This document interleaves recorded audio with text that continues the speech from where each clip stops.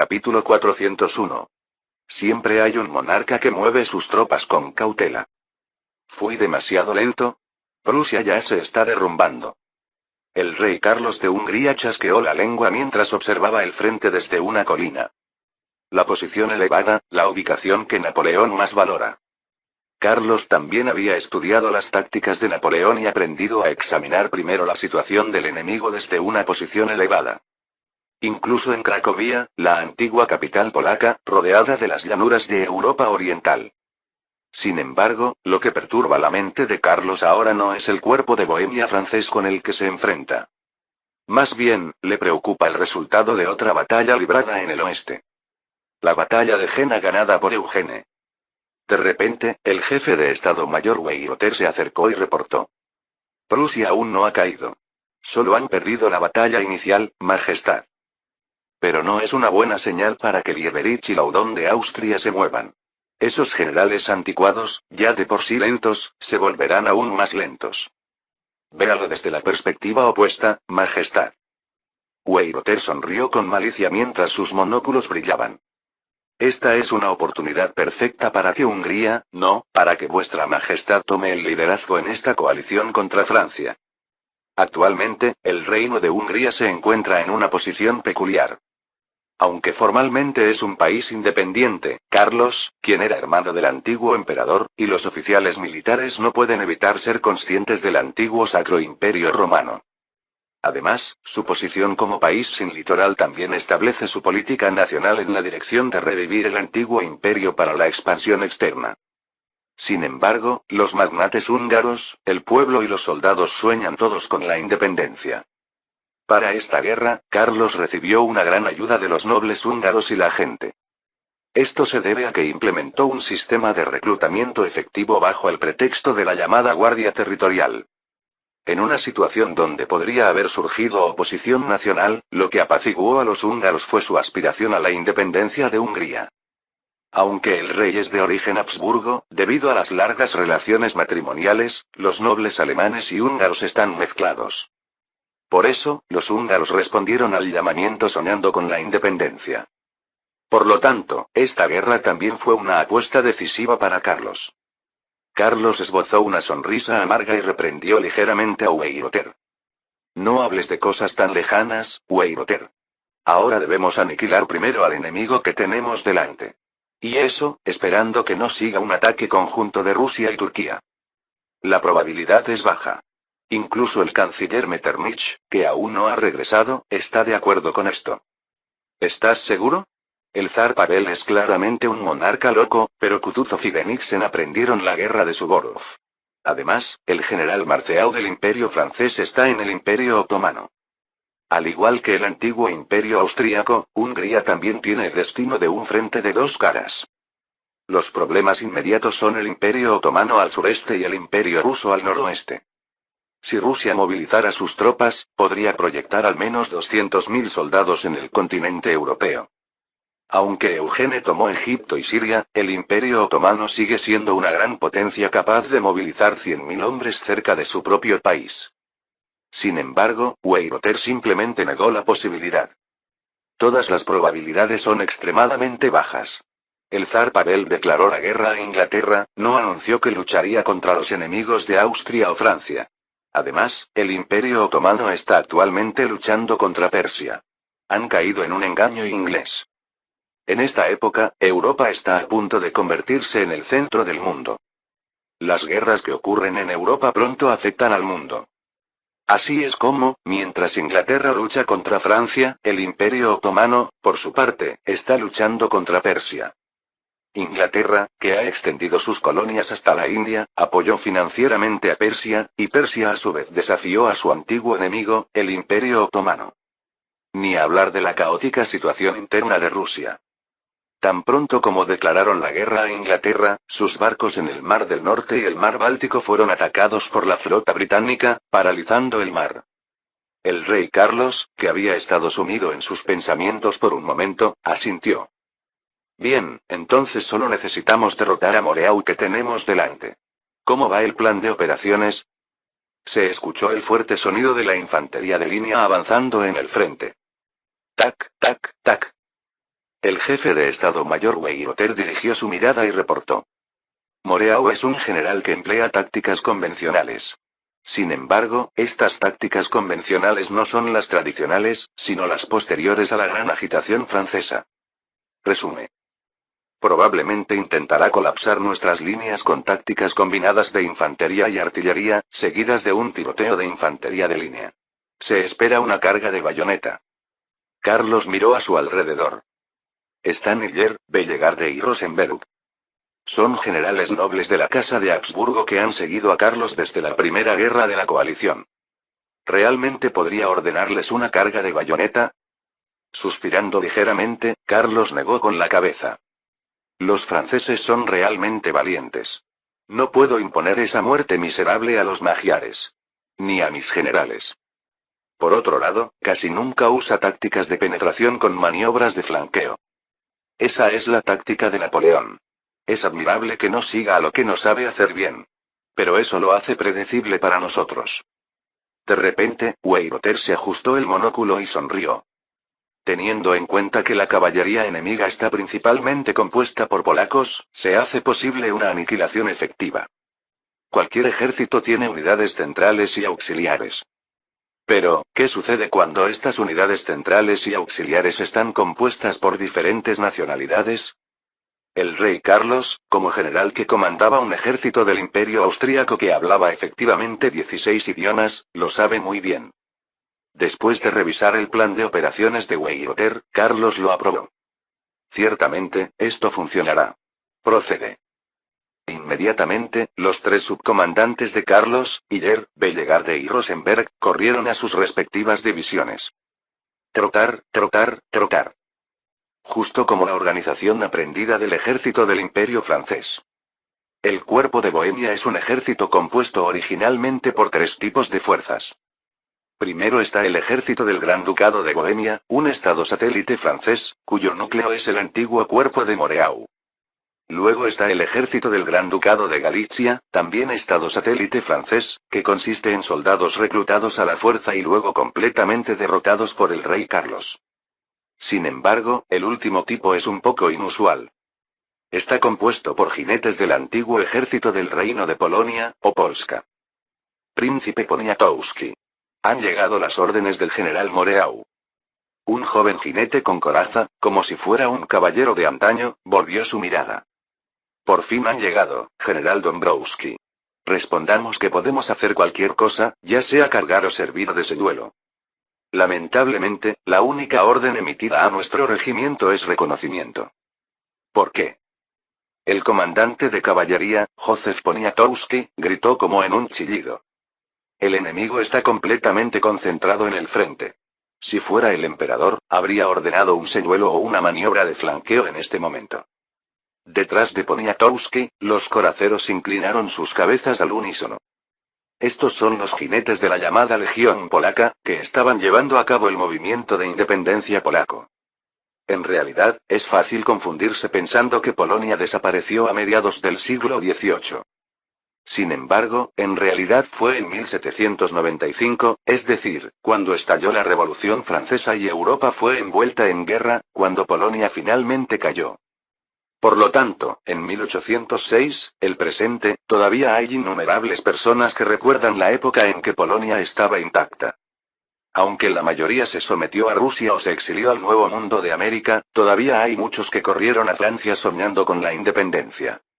Esto se debe a que desde que Luis XV tomó a una princesa polaca como reina, Francia ha sido uno de los países propolacos. El antiguo joven príncipe Poniatowski, que ahora grita, no es diferente. Junto con el general de mediana edad Dombrowski, es un valiente que participó en la guerra de independencia polaca. Pero Dombrowski informó fríamente a su superior y señor, Poniatowski. Ese no es un reclamo que nosotros, los exiliados, podamos hacer, Alteza. Pero, hasta el día en que Su Majestad el Emperador logre la independencia de Polonia, no tenemos más remedio que cumplir fielmente las órdenes de los generales imperiales. Poniatowski apretó los dientes. Cuando nació el Gran Ducado de Galicia, los polacos tenían grandes expectativas. Sin embargo, Francia puso como gran duque al príncipe Federico de Salzburg, que no era polaco. Pero los activistas por la independencia polaca al menos pudieron regresar al Gran Ducado de Galicia. Regresaron llenos de desilusión, pero aún así se convirtieron en soldados para proteger su tierra natal. La caballería acorazada polaca tiembla de indignación. Sin embargo, si conocieran la historia original, suspirarían de alivio. Originalmente, Napoleón, que no confiaba en la legión polaca, los envió a Santo Domingo, donde casi todos murieron de fiebre amarilla. Entendido. Ia. Poniatowski y los coraceros salieron para explorar la llanura de Cracovia, algo que no les correspondía.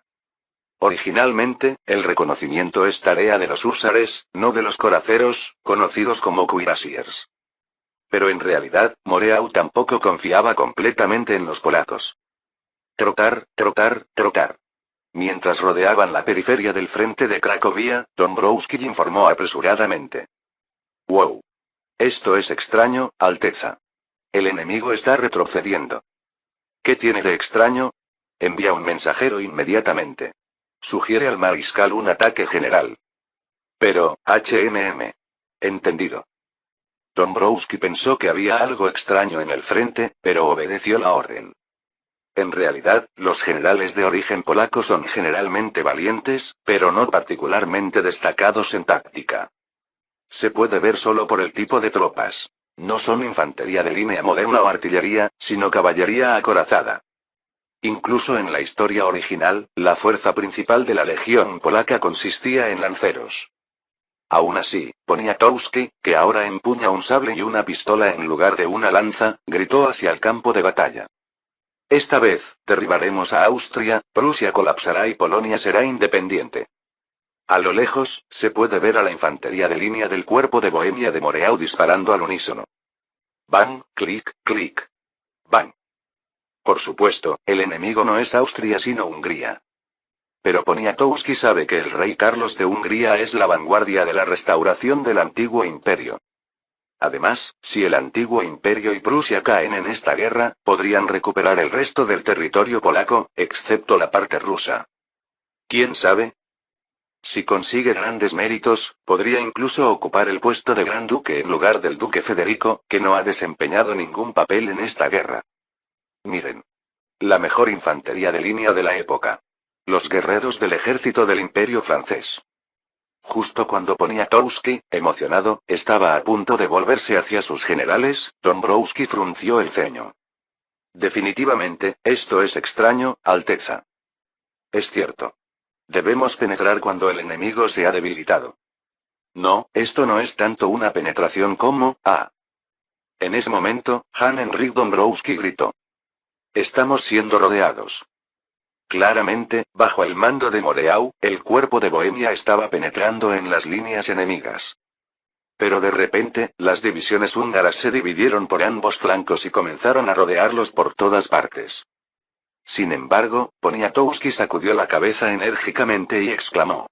Pero incluso si nos rodean en esa situación, más bien serían ellos los penetrados. Incluso Dąbrowski, que había visto el poder de penetración del ejército del imperio francés, estaba a punto de inclinar la cabeza con confusión. ¡Bum! ¡Bum! ¡Bum! Un bombardeo golpeó simultáneamente al ejército rodeado del imperio francés. Y eso a una velocidad nunca vista en camiones de avancarga con fuerte retroceso. Sorprendido por el repentino cambio en la situación del campo de batalla, Poniatowski exclamó. Disparo rápido de artillería. Dios mío. Síganme, jinetes de Polonia. Vamos a rescatar a nuestras tropas. Los coraceros se lanzaron al campo de batalla. Sin embargo, la era en que una carga de caballería podía cambiar el curso de una batalla terminó hace mucho tiempo. Retirada. Retírense. ¿No me oyen? Moreau corría por el campo de batalla gritando, pero el frente de Cracovia ya estaba lleno de humo. Mariscal. Debe escapar. Los soldados están a punto de ser aniquilados aquí, en tierra extranjera, no en Francia. ¿Me estás diciendo que escape solo? Por eso mismo debe huir.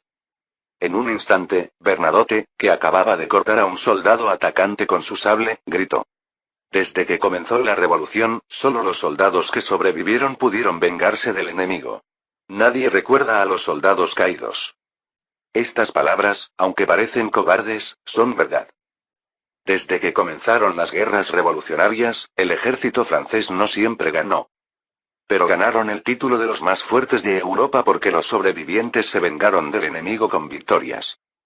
En una situación donde la derrota ya está prácticamente decidida, si el comandante también muere, toda Europa mirará a Francia con desprecio. Moreau rechinó los dientes y miró a su alrededor, rodeado por todas partes. Pero, ¿cómo salir de aquí? En ese momento surgió un rugido. Rumble. Era un grupo de caballería con armaduras brillantes irrumpiendo en el campo de batalla. Mariscal. Somos la caballería acorazada polaca. Rápido, escape de aquí. Ante las palabras del comandante de caballería, Moreau preguntó apresuradamente. ¿Y ustedes? Nos retiraremos tan pronto como usted escape. Gracias, general Poniatowski. Dejando atrás a Poniatowski, Moreau comenzó a correr. Retirada. Ahora mismo. El ejército del Imperio francés sufrió su primera derrota desde el comienzo de la guerra. El 1 de octubre de 1806, frente a Cracovia, la antigua capital de Polonia. Fue obra del rey magiar Carlos, que había estado esperando el contraataque. Capítulo 402. La Tierra es un planeta cubierto en 2/3 partes por agua. Además, Francia tiene 3 lagos rodeados por mar. Significa que hay 3 frentes para atacar. Ja, ja, ja. Por supuesto, no es algo que debería decir la Marina Real Británica, que está rodeada por el mar en sus 4 costados. Sin embargo, después de la muerte de Nelson, no hay soldado lo suficientemente valiente en la Marina Real Británica para detener las tonterías de este hombre. Esto se debe a que no hay almirante que supere a Sidney Smith. Excepto por la antigua banda de hermanos de Nelson. De repente, Hardy, vicealmirante de la flota de ataque a Francia, resopló. Sin embargo, ¿no están todas las fuerzas principales francesas en los territorios del antiguo imperio? Eso es asunto de los perros de tierra. Nosotros simplemente capturaremos todos los barcos que encontremos aquí. ¿Y si aparece la marina francesa, almirante Smith? Smith miró a Hardy, que seguía poniendo objeciones, le dio una palmada en el hombro y se rió a carcajadas. Señor Hardy, ¿por qué hemos cruzado el vasto Atlántico hasta aquí? Obviamente, para ganar batallas navales. En la marina francesa, no temo nada excepto a Eugene Freyschutz y su barco de vapor. Este es el litoral atlántico occidental de Francia. La guerra anglo-estadounidense aún está lejos de terminar. De hecho, se intensifica día a día. Por lo tanto, la mitad de la famosa Marina Real está actualmente dedicada a bloquear la costa este de Estados Unidos. Sin embargo, ahora que ha comenzado una guerra completa con Francia, no pueden mantener toda la flota clavada en la costa occidental del Atlántico. Por eso la flota de Sidney Smith, como núcleo de la flota del Atlántico, había regresado a Europa. Aunque es una flota mediana compuesta por 15 navíos de línea y 10 fragatas, está formada por veteranos experimentados, desde oficiales hasta marineros. En resumen, Inglaterra había decidido desplegar lo mejor en lugar de cantidad en el teatro europeo. Sin embargo, para la Marina Británica, que ha experimentado la flota del ejército virreinal de Eugene en el Nuevo Mundo, hay preocupaciones. Una son los proyectiles explosivos y la otra son los barcos de vapor. Collingwood, capitán del buque insignia Theseus, pasaba por allí y se relamió los labios. Estamos seguros de que no hay barcos de vapor desplegados en la marina enemiga. ¿Te parece una broma el bloqueo naval que nuestra Gran Bretaña ha desplegado hasta ahora? Solo un barco de vapor ha cruzado el Atlántico. Es el Nautilus, en el que viajó el virrey Eugene. Entonces, supongo que lo mismo se aplica a esa flota que se ve al frente. Ante las palabras de Collingwood, Sidney y Hardy miraron sorprendidos hacia adelante. Flamear, flamear, flamear. De repente, Hardy exclamó al ver las señales de banderas del HMS Artemis, que iba a la cabeza. Señales de banderas. Flota enemiga avistada. Se estima un mínimo de 30 navíos de línea. Por supuesto, como Collingwood, el capitán del buque insignia, ya lo había percibido, no hubo conmoción en la flota. Sin embargo, cuando 30 enormes navíos de línea aparecieron en el horizonte, definitivamente presentaban un espectáculo abrumador contra las propias fuerzas. Sidney se relamió los labios y culpó al vicealmirante. Hardy, ¿acaso eres profeta? ¿Cómo es que los barcos aparecen justo después de que lo mencionaste? ¿Qué tiene de extraño que aparezca una flota enemiga en las costas francesas? Ya hace 2 semanas que quemamos el puerto de Brest. ¿Quién es el almirante enemigo? ¿No será que Eugene Freyschutz ha sido asignado al mar?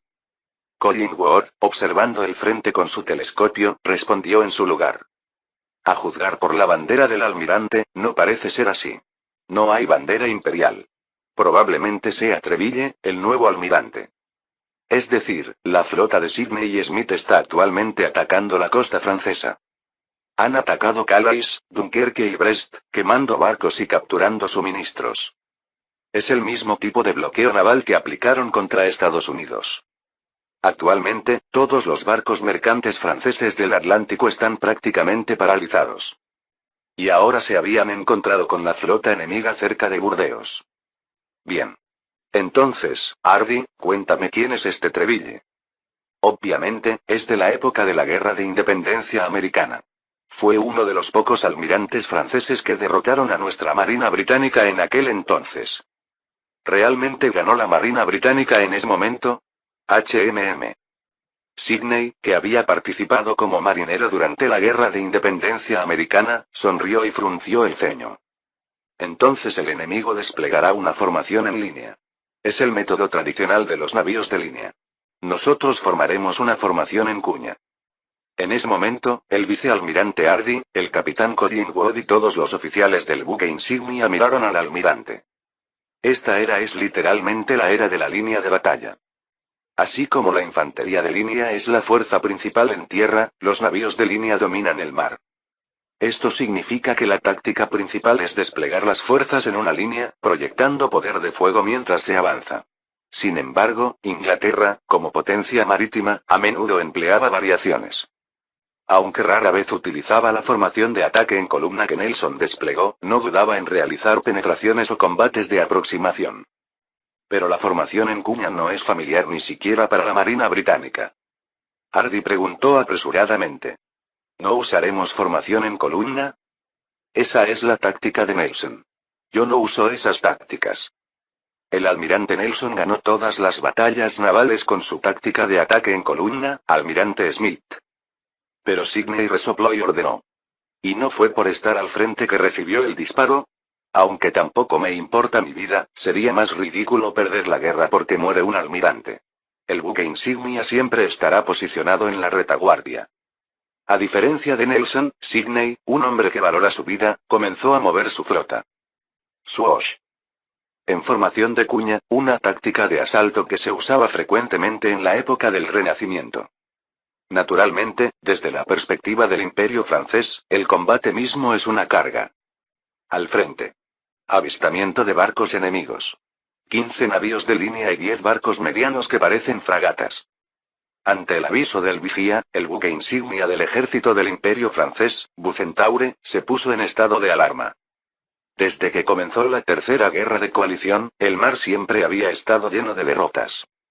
Incluso en la Segunda Guerra hubo una derrota cercana al empate en el Nilo, pero ahora realmente están sufriendo derrota tras derrota.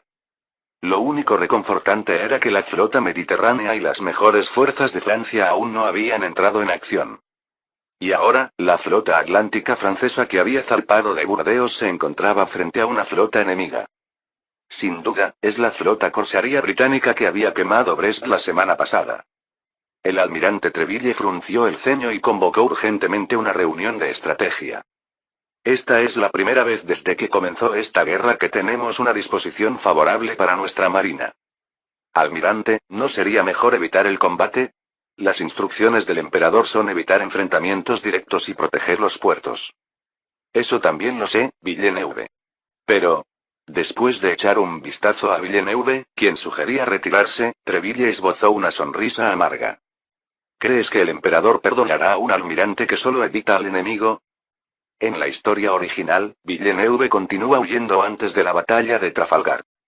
Lo persiguen a través del Mediterráneo y el Atlántico hasta que finalmente lo alcanzan. Pero al final, Villeneuve termina luchando contra Nelson porque el emperador quería una batalla decisiva. Ahora Nelson está muerto, Villeneuve no es el responsable, y Francia está en una posición más ventajosa en términos de oficiales navales y marineros que en aquel entonces. Aún así, ningún oficial naval niega el hecho de que la flota británica tiene una ventaja superior en poder de combate. Pero sigue siendo cierto que el emperador desea una batalla decisiva. En ese momento, el capitán Chailly, que había avanzado primero, regresó y gritó desde el barco Hercule. El enemigo está desplegando una formación en cuña. ¿Qué? ¿En serio?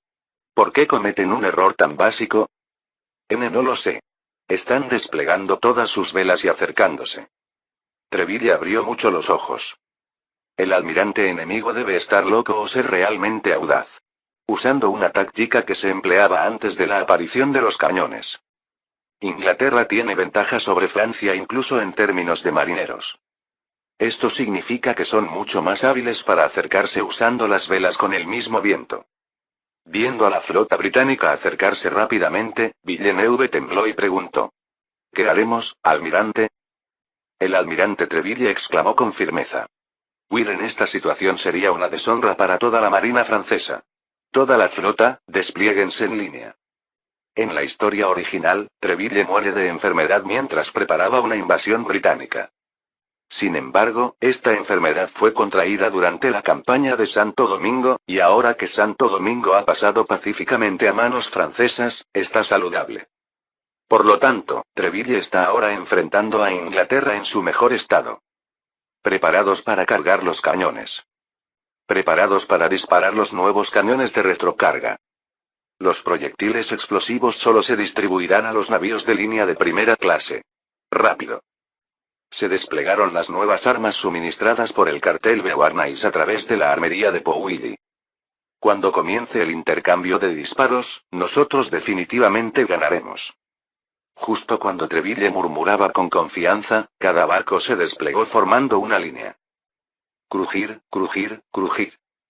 Entre el flamear de las velas, los cañones de retrocarga y los cañones de avancarga apuntaron a la flota británica. Estaban a punto de entrar en alcance. Pero de repente, algo se elevó desde la flota británica. ¡Wosh! El capitán Chailly del barco de vanguardia Hercule frunció el ceño. ¿Qué es eso? En ese momento, llamas estallaron en el cielo.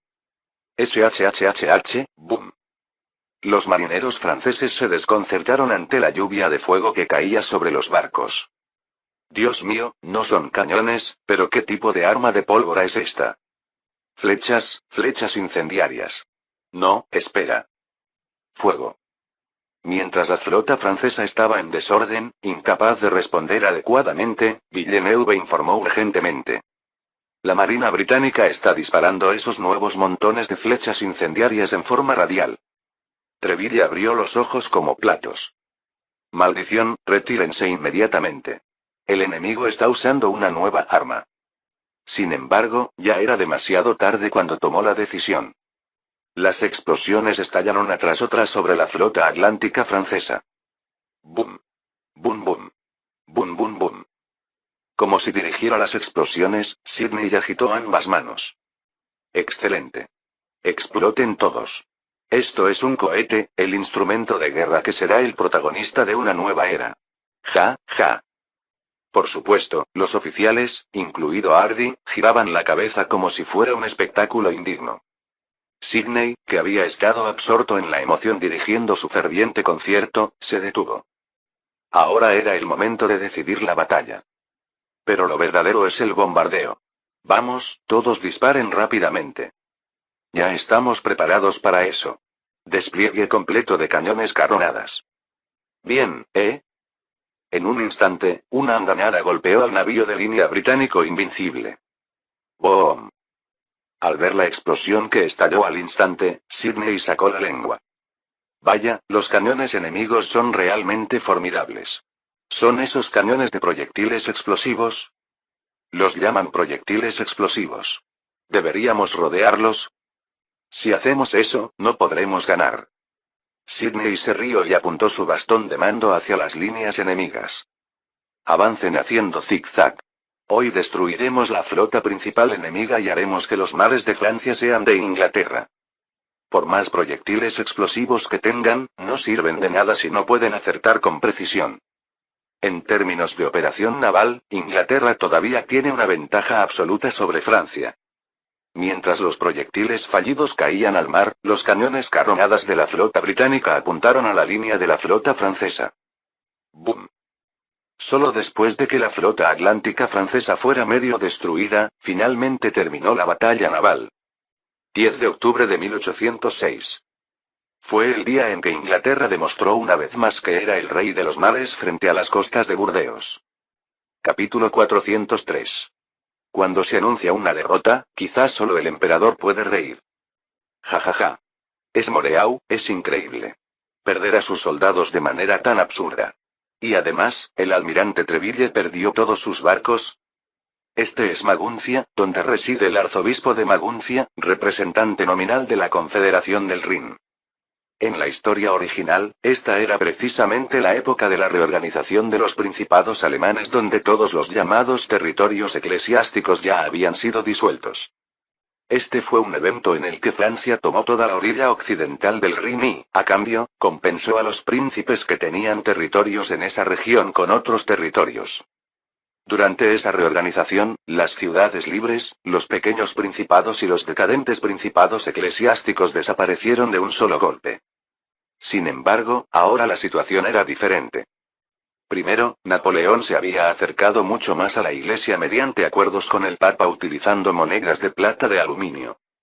Segundo, la reorganización original de los principados fue el último acto resuelto por el Sacro Imperio Romano a través de la Dieta Imperial, pero el imperio se disolvió prematuramente.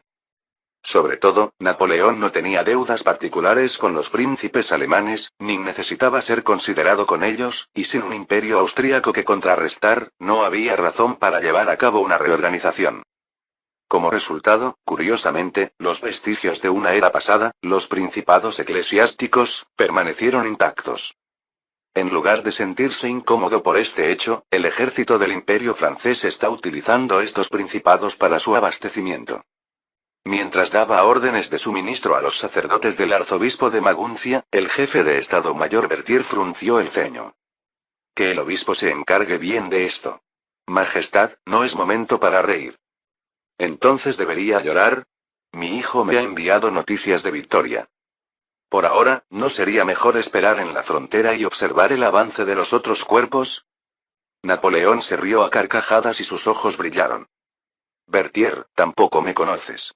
Si mi intención hubiera sido manejar las tropas con cautela, ni siquiera habría iniciado la guerra. La guerra, a menos que no se inicie, una vez comenzada, debe aniquilar las fuerzas principales del enemigo. Ese es el único bien en la guerra. Este lugar ya está en la orilla oriental del Rin, dentro del territorio del antiguo imperio. El número total del cuerpo bajo el mando de Napoleón, centrado en la Guardia Imperial, es de 80.000 hombres. El porcentaje de caballería, en el que se ha puesto especial atención desde la formación del Gran Ejército, es del 20%, alcanzando un total de 16.000 jinetes. Además, el número de cañones es de 320, lo que significa una proporción de 4 cañones por cada 1.000 soldados. Esta proporción sería de unos 2 cañones por cada 1.000 hombres en la historia original, y solo aumentaría a aproximadamente 4,5 durante la futura campaña de Rusia. En particular, tiene buena movilidad en el campo de batalla porque toda la artillería está compuesta por artillería a caballo. Por supuesto, durante la marcha no había mucha diferencia con la artillería a pie que era tirada por carros. Sin embargo, es indudablemente un ejército de élite bien entrenado que nunca antes se había visto en Francia y que el propio Napoleón comanda por primera vez. ¿Mover con cautela semejantes fuerzas? Napoleón siempre ha sido un hombre ofensivo, incluso cuando dirigía fuerzas inferiores a estas. Sin embargo, una movilidad agresiva naturalmente provoca problemas de suministro. El jefe de Estado Mayor Berthier, recordando este punto, cerró los ojos con fuerza e inclinó la cabeza. Entendido, Majestad. Bien, repasemos la situación actual. Nos hemos movido rápidamente, pero el enemigo también es más rápido de lo esperado. La situación cambia a cada momento. La información recibida hasta ahora es la siguiente. Berthier se dio la vuelta con rostro inexpresivo. Originalmente, el cuartel general de Napoleón está estructurado de manera que Napoleón da las órdenes y Berthier y su personal simplemente las implementan. Esta estructura dificulta la ejecución de operaciones sistemáticas como las del Cuerpo de Oficiales de Estado Mayor austríaco o el Estado Mayor prusiano. A cambio, las órdenes del comandante en jefe se transmiten de manera rápida, precisa y eficiente. El personal del cuartel general creado por Berthier también sigue esta estructura. Primero, el Frente Español. El mariscal Massena está detenido en Zaragoza. Su oponente es el comandante en jefe del ejército español, el Marqués de la Romana, y aparentemente se ha unido el regimiento de la India británico. Clausewitz, ayudante de Estado Mayor que recibió la mirada del jefe de Estado Mayor, informó rápidamente. ¿Regimiento de la India? Espero que no me estés diciendo que está compuesto por indios. Bueno, no exactamente, pero esos son mercenarios de la Compañía de las Indias Orientales que lucharon en la India. Por supuesto, principalmente británicos, pero aparentemente también incluye algunos alemanes. Parece que Massena ha perdido mucho su sentido del combate. ¿Está retrasado porque no puede romper algo tan simple? Y eso que le insistí en que aprovechara la división del antiguo reino de Aragón. Napoleón chasqueó la lengua. Por supuesto, esto es injusto para Massena. Había seguido todas las instrucciones y avanzaba con éxito, pero estaba teniendo dificultades tras encontrarse con un oponente inesperado. El conquistador de la India, todavía desconocido en Europa. Clausewitz, tenso, se secó el sudor mientras explicaba. Luego, el frente de Flandes está tranquilo. Por ahora, la Marina británica solo ataca nuestra costa, sin señales de un desembarco. La razón principal parece ser su ofensiva en el Mar del Norte hacia Rusia. Hablando de eso, ¿no estarán apuntando a Dinamarca? Disculpe. Pero Dinamarca es un país neutral. Napoleón miró a Clausewitz, que estaba confundido, como si fuera patético, y le urgió. Como eres de Prusia, no entiendes. ¿Crees que a los ingleses les importa eso? En mi opinión, la codicia de los ingleses no terminará hasta que devoren al mundo entero. Seguramente apuntarán a Copenhague. Las RT y el Ministerio del Interior deben vigilar Dinamarca. La Roche-Jacquelin, jefe de las RT que acompañaba al emperador en esta expedición, esbozó una sonrisa amarga e inclinó la cabeza. Pero otros espías militares son responsabilidad de Berthier.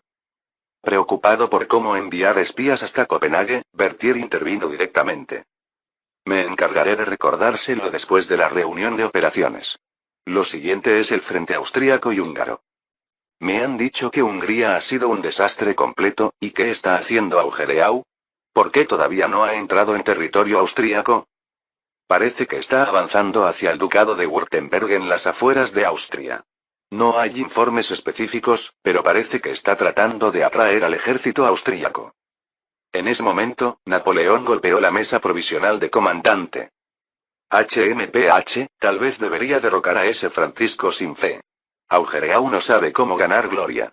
Debería irrumpir directamente en Viena y atraerlos al campo de batalla que desea. Por supuesto, no es algo tan simple. Sin embargo, está claro que si hubiera sido Napoleón, habría llevado a cabo una maniobra más audaz y rápida. Berthier, relamiéndose los labios, informó sobre el último movimiento del cuerpo de ejército. Por último, están el virrey Eugene, el victorioso de Jena, y el mariscal Junot. Actualmente, después de la victoria en Jena, el ejército virreinal avanza hacia Berlín. Jejeje, sin duda es mi hijo. Pero es un juicio precipitado. Si entra en el territorio prusiano, corre el riesgo de ser rodeado por un ejército de 150.000 hombres. Entonces, ¿debería enviar órdenes para que se retire? Sin embargo, Napoleón negó con la cabeza. No. Yo avanzaré personalmente. Así podré romper el cerco muy fácilmente. 80.000, la Guardia Imperial de 10.000 hombres liderada directamente por el emperador y el cuerpo de 70.000 hombres comenzaron a moverse. De todos modos, en este momento, solo el cuerpo de Napoleón puede recorrer 427 kilómetros desde Maguncia hasta Múnich en apenas 2 semanas. Hace tiempo que no lo veo, eso es su majestad imperial. Ante el avance inesperado del emperador en persona, el gran duque Maximiliano José de Baviera salió apresuradamente a recibirlo. Sin embargo, a pesar de que el gran duque había salido, la mirada del emperador no era amable. Napoleón, sentado en una silla provisional en la pradera frente a Múnich, miró de reojo al gran duque. El gran duque de Baviera parece muy ocupado. Disculpe. ¿Qué quiere decir? No, solo digo que debe ser difícil moverse de un lado a otro. Anteayer Inglaterra, ayer Prusia, hoy Francia, qué rápidas maniobras. Napoleón apenas lleva 4 años como emperador. Así que para el gran duque, actual jefe de la casa Wittelsbach con 1000 años de historia, parece un advenedizo de clase baja que ha ascendido como un relámpago. Sin embargo, en este momento, el gran duque tembló como un álamo y se arrodilló ante el emperador. Perdóneme, Majestad. Solo por amistad de los viejos tiempos del imperio, no tuve más remedio que recibir a los emisarios, y entonces. Se dio cuenta de que Napoleón ya estaba al tanto de los movimientos de Baviera. No solo estaba tanteando. Napoleón siempre ha recopilado información sobre el campo de batalla operando personalmente numerosos espías. Mucho menos dejaría desatendido un país en una ubicación estratégica tan importante como el Ducado de Baviera. Sin embargo, hay una razón por la que lo dejó en paz aún sabiendo que jugaba a 2 bandas. Napoleón golpeó suavemente el hombro del gran duque y preguntó con actitud insinuante. «Gran duque, ¿no quiere ser rey?»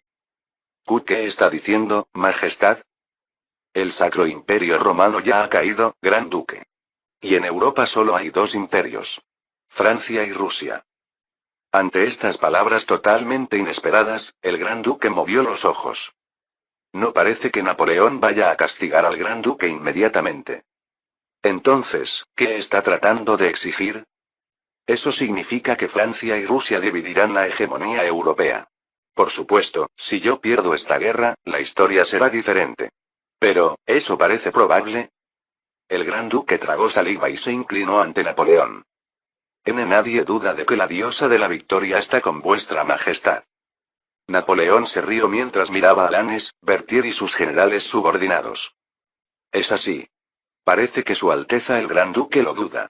¿No es verdad? Majestad. Por supuesto, soy un hombre generoso. Incluso a un traidor le doy una oportunidad. Además, Baviera tiene un excelente ejército, destacados escritores y cultura. Lamentablemente, no tiene a Goethe. Goethe era del Ducado de Sajonia-Weimar, que tiene un nombre similar. Es decir, la tierra por la que Eugene pasó recientemente mientras libraba su guerra. Por supuesto, a diferencia de Napoleón, Eugene no es particularmente fan de Goethe, así que simplemente pasó sin prestarle atención. Al gran duque, que se lamentaba internamente por no haber reclutado a Goethe antes, el emperador ordenó. Así que le daré una oportunidad. Encárguese completamente del suministro para esta guerra. ¿Qué? Ah, ¿eso? ¿No quiere? Por supuesto, como soy un hombre generoso, no insistiré. Sin embargo, en ese caso, no sé qué pensará mi hijo sobre su traición. Casualmente, necesito hacer regresar a mi hijo que está avanzando hacia Berlín. En ese momento, recordando la catástrofe de Jena, el gran duque exclamó. Apoyaré el avance de la Grande Armée con todos los recursos del ducado. Perdóneme. Napoleón se rió a carcajadas, dio una palmada en el hombro del gran duque de Baviera y se levantó. Bien. Entonces, envíe la factura a nuestro ministro de Asuntos Exteriores más tarde. Se encargará de ella adecuadamente. Por supuesto, esto significa que no le pagará ni un céntimo. Trump, Trump, Trump. El gran duque no pudo levantarse hasta que Napoleón y la Guardia Imperial se hubieron marchado. La Guardia Imperial francesa, que finalmente había descansado cómodamente en Baviera, se preparó nuevamente. Majestad, los preparativos para la marcha están completos. Napoleón, que había estado despierto desde el amanecer mirando los mapas, se levantó ante el informe del jefe de Estado Mayor. Bien. Marcharemos a paso ligero. Supongo que habrás obtenido permiso de cooperación de los ducados en nuestra ruta de marcha, aparte del Ducado de Baviera. Por supuesto. Kassel, Württemberg, Sajonia-Weimar e incluso el Ducado de Sajonia han prometido cooperación completa. ¿Y las conservas suministradas desde Milán? El jefe de Estado Mayor Berthier respondió sin fisuras. Serán transportadas a través del Ducado de Weimar por la ruta de la República Helvética. Pero, ¿cuál es nuestro destino, Majestad? Napoleón había pasado la noche solo meditando sobre este problema. Si se tratara de Prusia, se habría decidido después de un acalorado debate entre los miembros del Estado Mayor, o si fuera Austria, tras una reunión de café entre los viejos generales. Sin embargo, la Grande Armée peligrosamente deja todas las decisiones finales sobre marcha, suministro y movimiento exclusivamente a Napoleón. Simplemente porque Napoleón es un genio. Es muy simple. Un lugar donde podamos reunir a todos nuestros enemigos. De repente, los ojos de Napoleón brillaron. Moravia. En la frontera norte restante de Austria, aplastaremos simultáneamente el fantasma del antiguo imperio y los herederos de Federico el Grande. Moravia, la República Checa moderna en la historia original. A pesar de la partición, este territorio sigue siendo parte del Reino de Austria. Y en el sur de esta región hay una ciudad llamada Brno. Es un punto estratégico que lleva directamente a la capital, Viena, y cerca de esta ciudad hay un tranquilo pueblo y una llanura. Es Austerlitz. Capítulo 404. El camino a Brno, Moravia, o Austerlitz es llano, pero al mismo tiempo no hay descanso. Bang. Bang bang. Bang bang bang. Ante los disparos que de repente surgieron del flanco, el teniente Charles Flano y Suchet de la Gaudoyere gritó. Dios mío, otra vez centinelas. Desplegarse, desplegarse. Los soldados de la guardia se apresuraron hacia el frente, pero los enemigos ocultos en el bosque se dispersaron y huyeron al unísono. Probablemente sería difícil alcanzarlos incluso si se iniciara una persecución. Los llamados bosques germánicos siguen dispersos por todo el sur del antiguo territorio imperial, incluso en esta época en que se acerca la era moderna. Por eso, a medida que se acercan a Austria, o Moravia, aumentan los enemigos que atacan aprovechando los bosques. A lo lejos, Napoleón, que marchaba a caballo desde el cuerpo principal, aguzó el oído ante los disparos. Jejeje, parece que estoy disfrutando plenamente de los beneficios de la agitación que provocó Eugene. Si hasta la guardia del cuerpo principal está siendo atacada por francotiradores a este nivel, las pérdidas en la vanguardia y la retaguardia deben ser aún mayores, Majestad. Entonces es hora de poner a prueba la capacidad de los generales. Ante la sugerencia del mariscal Lannes, comandante de la guardia, Napoleón ordenó como si no fuera gran cosa. Lannes, transmite órdenes a los comandantes de división de la Guardia Imperial. Diles que me sigan por todos los medios necesarios. Sin embargo, si la tasa de pérdidas de tropas supera el 5%, ese comandante de división será degradado. Suena como una orden severa pero razonable. A diferencia de los ejércitos extranjeros con muchos mercenarios, el ejército del Imperio francés está compuesto por tropas nacionales con fuerte lealtad, que no desertan fácilmente. Sin embargo, ahora están en medio de una marcha forzada. Además, con los frecuentes ataques enemigos, mantener una tasa de pérdidas del 5% es un número difícil de cumplir. A Lannes, que se quedaba atrás con expresión consternada, Berthier se le acercó rápidamente moviendo su caballo. Los comandantes de división morirán. ¿Quiénes están a cargo de las divisiones subordinadas ahora, mariscal Lannes? Por ahora, los nombres que me vienen a la mente son Murat, Mortier, Brune, Oudinot, MacDonald y Víctor, jefe de Estado Mayor. Los otros amigos no son un problema, pero Murat sí lo es. ¿Podrás controlarlo? Lannes frunció el ceño y se volvió hacia su subcomandante. Bessieres, ve a supervisar la división de Murat. En la historia original, tanto Lannes como Bessieres se convertirían en mariscales durante este periodo. Sin embargo, esto se debe a que cuando Lannes perdió en la competencia con Murat y se retiró de la comandancia de la Guardia Consular por problemas de malversación de fondos, Bessieres ocupó su lugar. Pero actualmente, Eugene ha sometido a Murat, y las finanzas de Napoleón son sólidas gracias al cartel Beauharnais. Por lo tanto, la mayoría de los incidentes que podrían haber surgido por problemas monetarios no han ocurrido. Como resultado, Bessieres sigue siendo un ayudante fiel de Lannes. Pero por muy leal que sea, hay misiones que no agradan. Con el rostro completamente arrugado, Bessieres respondió bruscamente. Mariscal, creo que ya tuve suficiente cuidando la espalda de Murat durante la campaña de Italia. Entonces tal vez deberíamos enviar a Murat de vuelta al virrey. En ese caso, el virrey probablemente no estaría muy complacido, ¿verdad? Preferiría servir bajo el mando del virrey. He oído que la Salle y Ney han estado cabalgando emocionadamente esta vez. A Bessieres, que como comandante de caballería envidiaba a sus dos competidores, Lannes resopló. HMPH, no te preocupes. De todos modos, nuestro gran emperador no es alguien que otorgue méritos a otros. Además, aunque el virrey ha devorado el aperitivo, el plato principal acaba de comenzar. Aperitivo, el entrante. Y plato principal se refiere al plato principal. Aunque Napoleón es indiferente al sabor de la comida, en el arte de la guerra no cede ante nadie. Bessieres asintió y frunció el ceño. ¿Realmente saldrá el ejército austríaco? No solo sale Austria. Hungría también saldrá. ¿Por qué? Porque el emperador va como seduelo. ¿Qué? Lannes se rió suavemente y, mirando discretamente hacia dónde iba el emperador, dijo en voz baja. ¿Todavía no entiendes la esencia de esta operación? Es lanzar al emperador como señuelo para atrapar un pez gordo. Al fin y al cabo, los enemigos solo podrán dormir tranquilos y golpear traseros de bellas mujeres en sus camas si matan al emperador. Napoleón está actualmente marchando a marchas forzadas hacia Moravia. Pero en realidad, Napoleón no tiene ninguna razón para apresurarse. Incluso si Inglaterra ha derrotado completamente a Francia en el mar y los comerciantes están gritando de pánico, es Inglaterra quien tiene prisa. Inglaterra no es un país productor de alimentos, sino un importador. Y tradicionalmente, los países de los que importa estos alimentos son Rusia, Estados Unidos y Francia. En resumen, Inglaterra está luchando con todas sus fuentes de importación de alimentos.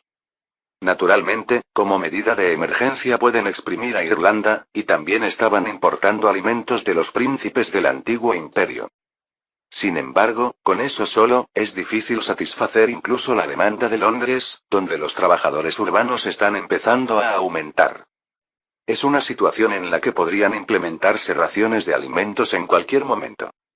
Entonces, ¿por qué Napoleón está avanzando con tanta prisa? Incluso cuando ha ganado tiempo gracias a la victoria completa de Eugene en la batalla inicial. La respuesta es una. Para reunir deliberadamente a todos los enemigos en un solo lugar, apresurándose. Con expresión atónita, Bessieres miró hacia atrás, y el jefe de Estado Mayor Berthier asintió inexpresivamente. Es cierto. El emperador también lo sabe. Dios mío. Jefe de Estado Mayor, ¿no deberíamos detener una operación tan peligrosa? Durante la antigua expedición a Italia, el emperador arriesgó porque era solo un general. Ahora es responsable del imperio. ¿Puedes disuadir al emperador? ¿General Bessieres? Cuando Bessieres cerró la boca, sorprendido, Berthier continuó con el mismo tono inexpresivo. Yo no puedo. O intenta convencer al emperador en lugar de vigilar a Murat. Al final, Bessieres tuvo que dar vuelta a su caballo. Iré inmediatamente a vigilar a Murat. Tía. Después de todo, un jinete loco sería más fácil de manejar que un emperador demente. Esta sorprendente información también llegó a Viena, la capital de Austria. ¿El emperador avanza a toda velocidad hacia Moravia? Originalmente, Moravia, junto con Silesia, Lusacia y Bohemia, formaba parte de los territorios de la corona de Bohemia. De ellos, Lusacia y Silesia fueron tomadas por Prusia, Bohemia por Luis, el hermano de Napoleón, pero Moravia sigue siendo territorio austríaco. Sin embargo, en una era donde todo el antiguo imperio ha sido dividido, también se ha convertido en una frontera. Y ahora Napoleón viene hacia allí. Ministros y ancianos exclamaron sorprendidos ante el rey Francisco II de Austria, que estaba atónito. Esto claramente apunta a un ataque conjunto a Viena, Majestad. Dios mío, ¿qué está haciendo el archiduque Carlos, o mejor dicho, el rey? Debemos pedir que envíe refuerzos inmediatamente. Si Augereau y Napoleón atacan juntos, Viena no resistirá esta vez tampoco. Tanto el ex canciller Turgot como el actual canciller Kobenzl, e incluso el conde Barthausen, principal candidato para el próximo canciller, están en pánico. No puede ser de otra manera. Actualmente, Austria tiene solo un tercio del poder nacional en comparación con su período de gloria. Además, Hungría, que era una fuente de enormes recursos humanos militares, ahora está separada e independiente. Y ahora viene directamente Napoleón con el ejército francés, que derrotó a Austria incluso cuando el antiguo imperio estaba intacto. Tanto el gabinete austríaco como los militares están confundidos sobre cómo enfrentarlo. De repente, Francisco II, después de pensar profundamente, se volvió hacia el barón Laudon. ¿Dónde está Eugene Freyschutz, el esposo de mi prima? ¿Mariscal Laudon? Johann Ludwig von Laudon, sobrino del famoso Mariscal Laudon, héroe de la Guerra de los 7 años, simplemente parpadeó. Disculpe. ¿Por qué busca a ese hombre de repente? ¿Por qué el emperador, o mejor dicho, el exemperador Francisco, buscaría a Eugene? Estrictamente hablando, el virrey Eugene aún no es el esposo de su prima, Majestad. Es solo su prometido. Es muy probable que haya habido algún incidente desafortunado. Aunque sea el hijo adoptivo de Napoleón, ¿no es solo una figura decorativa? Dejemos que Prusia se ocupe de ese hombre indigno. Cuando Turgot, Coventry y Barthausen agregaron una palabra cada uno, el rey Francisco estalló en cólera. ¿Cómo pueden decir eso después de ver la derrota total de Prusia en Jena? Averigüen inmediatamente dónde está maniobrando Eugene Freyschutz. Además. De repente, Francisco miró fijamente a Lieberich, el jefe de Estado Mayor que estaba detrás de Laudon. Con todo respeto, pidan a mi hermano, el rey de Hungría, nuestro aliado. Díganle que necesitamos refuerzos. En ese momento, toda la corte del Palacio Hofburg de Viena quedó atónita. Independientemente del significado estratégico, son expertos en asuntos de política cortesana. Todos entienden lo que significan las palabras de Francisco. Pero si siguen este camino, la división del imperio será irreversible. Ludwig von Coventry, el actual canciller y ministro principal de Asuntos Exteriores, exclamó. Majestad, eso es reconocer la independencia de Hungría. ¿No es ya un país independiente de facto? Dios mío, Majestad. Pero el exemperador Francisco declaró firmemente. Esta no es una época para preocuparse por las apariencias. Una vez que ha comenzado la guerra, lo único que realmente importa es la victoria. Me inclinaré ante cualquiera que pueda llevarme a la victoria, y haré lo que sea necesario. En la historia original, Francisco pasó mucho tiempo conteniendo a su capaz hermano Carlos. Sin embargo, ahora no tiene ese lujo. Más bien, tendría que renunciar incluso si Carlos quisiera convertirse en emperador. Porque la casa de Habsburgo está en peligro de ser completamente destruida por Francia. El rey Francisco luego proclamó a toda la corte. Además, proclamen a todo el pueblo austríaco. Declaro movilización general y reclutamiento para todos los hombres adultos. ¿Qué? Majestad, eso causaría un caos total en todo el país. Una vez más, Francisco no se detuvo. Esta es una emergencia nacional. Nadie desea ver a Viena pisoteada nuevamente por los franceses. Movilicen a todos los artistas de Viena para la propaganda. Aunque Rossini y Strauss aún no han nacido, es una época en la que Beethoven y Haydn están vivos y activos.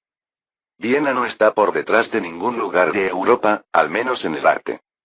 Sin saber que estaba creando un nuevo campo, el arte de propaganda nacional, Francisco declaró. Esta vez, haré que ese palurdo de Córcega se arrodille ante mí. Por supuesto, si hubiera tiempo para que las órdenes de movilización general se transmitieran a todo el país, esto no sería imposible. Pero Napoleón es demasiado rápido. Pata pata pata. En la historia original, el reclutamiento cercano a la movilización nacional se prepara durante casi 4 años. También reúnen caballos aún no requisados y forman una caballería de nivel europeo superior. Pero ahora, si hay algo mejor preparado que el ejército francés, curiosamente son las tropas. Al observar el campamento establecido por un gran ejército de casi 120.000 hombres, el rey Carlos dirigió su mirada. Moravia, han marchado hasta aquí prácticamente sin obstáculos. En el pasado, esto habría sido impensable. Es el resultado de la disolución del imperio. Incluso los príncipes que habrían resistido en el pasado, ahora han levantado las manos. No, es porque Prusia perdió en Jena.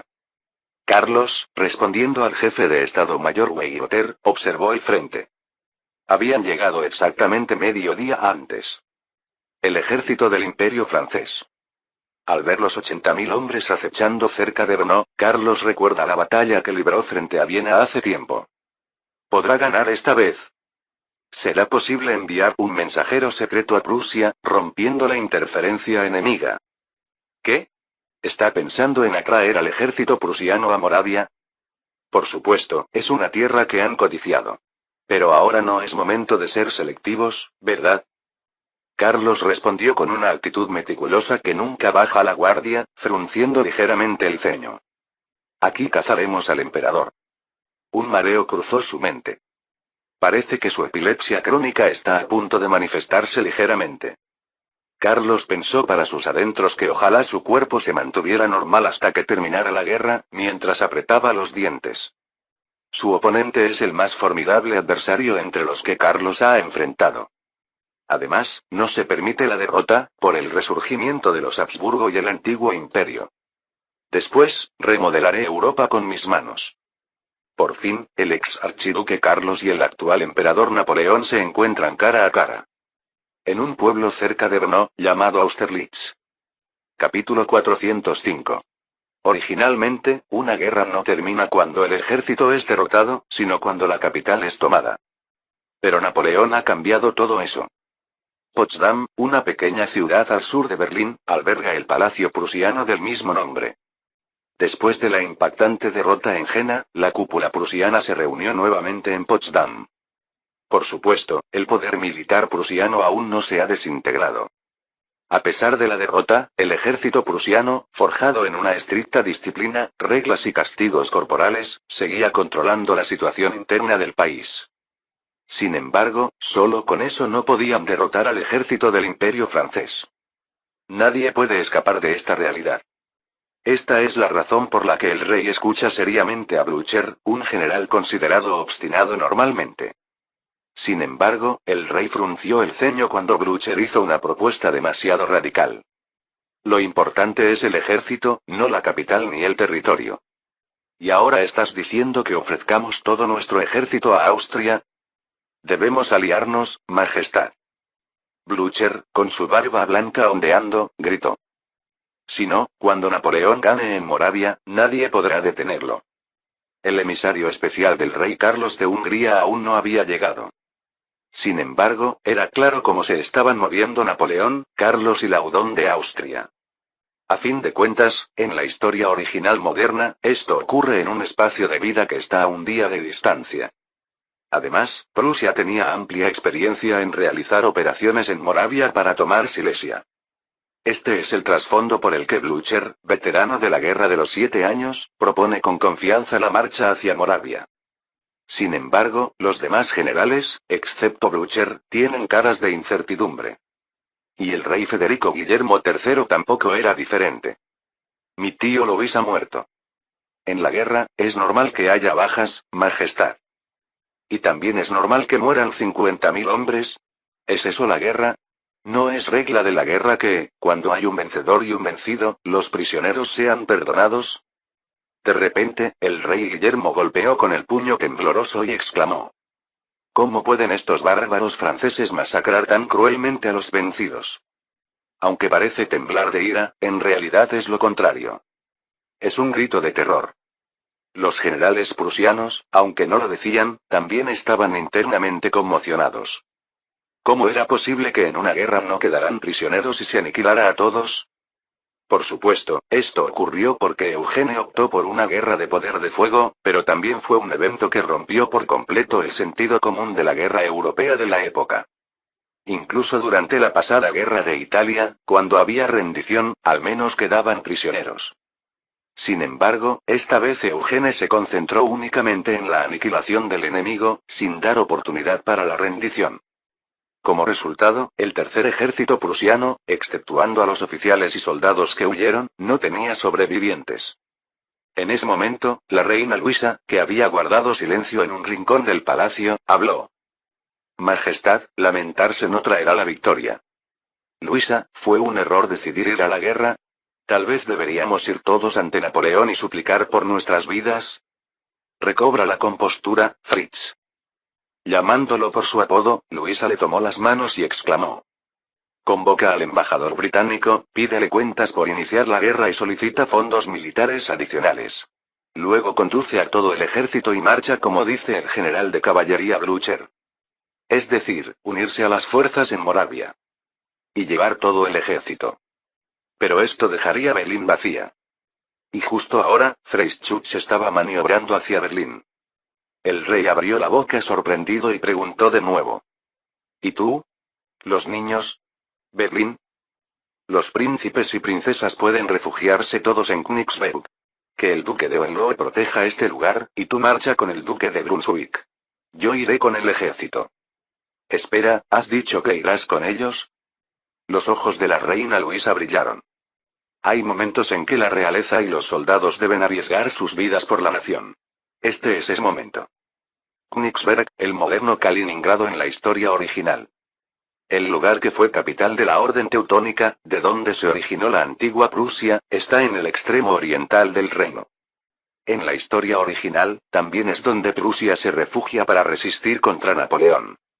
Sin embargo, Luisa está abogando ahora por luchar, incluso a costa de permitir la caída de la capital, Berlín. En ese momento, los generales prusianos que temblaban de miedo se emocionaron todos. La reina tiene razón. Yo, Carlos de Brunswick, daré mi vida como mariscal del ejército prusiano. No os preocupéis por Berlín. Lo defenderemos hasta que perezca el último soldado. Ese vil tirador de la pistola encantada no se atreverá a invadirlo. Yo, Ernst von Ruchel, protegeré a sus majestades el rey y la reina con todas mis fuerzas. Incluso Blücher, que había abierto los ojos de par en par y la boca completamente, aplaudió. Ja, ja, ja. Un caballero lucha por una dama. Con gusto os acompañaré. En ese momento, finalmente, el rey Federico Guillermo también adoptó una expresión decidida. De todas formas, la guerra ya había comenzado. La elección era una de dos. Luchar contra el imperio francés o rendirse ante Napoleón. Para aquellos que son de la realeza desde su nacimiento, rendirse ante un advenedizo es algo impensable. Bien. Si el ejército tiene prioridad sobre la capital o el territorio, esa es precisamente la tradición de Prusia. Es lo que nos mostró Su Majestad Federico el Grande. Una vez tomada la decisión, el rey Guillermo también actuó rápidamente. Duque de Hohenlohe, tu segundo ejército defenderá Berlín. El resto, el primer y cuarto ejército, irán todos a Moravia. Yo acompañaré a la reina. Los generales prusianos con sus uniformes negros, al unísono, golpearon el suelo con los pies y saludaron militarmente. Pum, pum, tac. Fue el momento en que la élite de Prusia, 100.000 hombres, decidió marchar hacia el sur. Sin embargo, un ejército no puede moverse solo con decisiones. El problema es la ruta. Actualmente, el sur de Prusia está rodeado por el títere enemigo, Bohemia, y el cuerpo del ejército de Eugene Freyschütz. En cierto sentido, lo que domina completamente la guerra es la marcha. Incluso en una era futura donde sea posible el despliegue aéreo, aún se necesitará el avance del ejército terrestre para la ocupación. Y no hay que hablar de 1806. Incluso Napoleón finalmente cayó en la historia original, no por la derrota en batalla, sino por el fracaso en la marcha de retirada. Blücher, quien escuchaba la explicación del coronel Boyen en el Estado Mayor, frunció el ceño. Hay algo extraño. Disculpe. ¿Qué quiere decir? Freyschütz está maniobrando lentamente hacia Berlín. A diferencia de cómo ha avanzado como un relámpago hasta ahora. Blücher observó la dirección de marcha del ejército virreinal de Eugene y miró a Scharnhorst. Parece que está pendiente del ejército austríaco, ¿no? Scharnhorst, ahora manco, inclinó la cabeza con rostro pálido. También podría estar vigilando la maniobra de nuestro ejército prusiano. De todos modos, el ejército virreinal de Eugene sigue siendo de 35.000 hombres.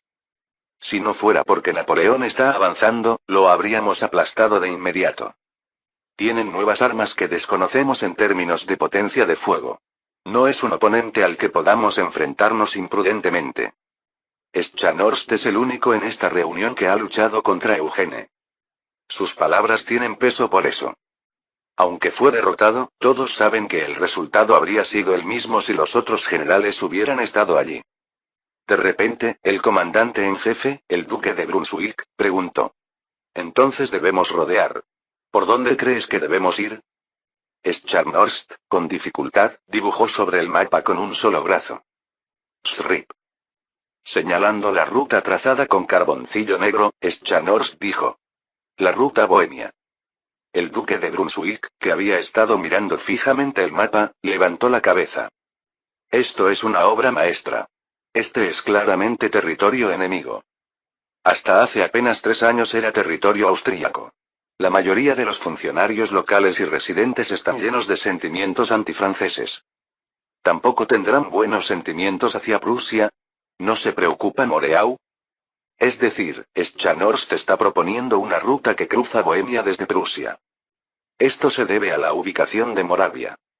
Moravia, en términos de la historia original moderna, corresponde al sur de la República Checa, ubicada al sur de Bohemia, que corresponde al norte de la República Checa. Para avanzar desde Prusia, uno debe rodear el sur de Alemania o pasar por Bohemia. Pero, ¿no estaban Moreau y Bernadotte en Bohemia, aunque derrotados? Moreau ya se están moviendo para unirse a Augereau. Un regalo del duque de Sajonia. Scharnhorst sonrió con rostro pálido mientras informaba. El duque de Sajonia eligió a Prusia justo antes de la batalla de Jena. El ejército que Prusia está operando actualmente incluye a muchos soldados de origen sajón. Así que a pesar de la batalla de Jena, todavía se mantenía forzosamente unido a Prusia. Brunswick sonrió irónicamente. ¿Así que el duque de Sajonia todavía juega de dos bandas? Parece que no tiene el valor para pasarse a Francia ahora. Bien. Todo el ejército marchará a toda velocidad. Demostremos que la marcha forzada no es exclusiva de los franceses. Blücher. De repente, Blücher levantó las cejas y se volvió hacia Brunswick. Sí, comandante en jefe. Te encomendaré esta batalla. ¿Qué quiere decir con eso? Carlos Guillermo Fernando de Brunswick, descendiente de una dinastía ducal hereditaria, sonrió mirando a Blücher. Al ver a Freischütz, ese maldito joven tirador encantado, me di cuenta. Definitivamente estoy viejo. Lamentablemente, el único general en nuestro ejército que sigue siendo relativamente joven y lleno de espíritu eres tú, aunque también eres un viejo. El duque de Brunswick había luchado contra Francia desde antes de la derrota en la famosa batalla de Valmy. La Guerra de los 7 Años, la Guerra de Sucesión de Baviera y las guerras revolucionarias. Luchó valientemente en todas las batallas, a veces ganando y a veces perdiendo, pero ahora tenía que admitirlo. A sus 71 años, Brunswick se había quedado atrás en la época. Aunque la persona a quien dejaría el mando también tenía 64 años. Además, no me siento capaz de inclinarme ante el rey Carlos. Blücher, que de todos modos tenía que inclinarse por ser un noble de rango inferior, se rió a carcajadas. Yo tampoco tengo intención de inclinarme, pero puedo hacer cualquier cosa para ganar. Entendido, Excelencia. Prusia también ha jugado su mejor carta disponible. Así, el ejército del Reino de Prusia llegó al campo de batalla cruzando territorio enemigo. ¡Tac! Clavando el sable con su vaina en el suelo, Blücher entrecerró los ojos. Por fin, Moravia. A lo lejos se ve a ambos ejércitos enfrentados. 80.000 franceses y 120.000 austríacos. Si se suman los 100.000 prusianos, el ejército aliado superará al ejército imperial en número. De repente, Scharnhorst, con rostro pálido, observó la situación y preguntó. ¿Cree que el duque de Sajonia y Hohenlohe podrán contener bien a Freischütz? Supongo que lo dejarán escapar. Sin embargo, nuestra reserva es importante para cuando avance repentinamente. Aunque la probabilidad es baja. Bueno, es casi imposible moverse urgentemente desde las afueras de Berlín hasta Moravia. Y el duque de Hohenlohe no es un tonto. Blücher asintió y blandió su espada bruscamente. Por lo tanto, nosotros debemos concentrarnos en capturar a ese palurdo corso. El sable cortó el aire en dirección al campamento del ejército del Imperio francés. ¡Zas! Como si fuera a cortar el cuello de Napoleón. 25 de octubre de 1806. Austerlitz, cerca de Brno, Moravia. Se completó el escenario donde Blücher y Carlos rodean a Napoleón. Fin del capítulo 405.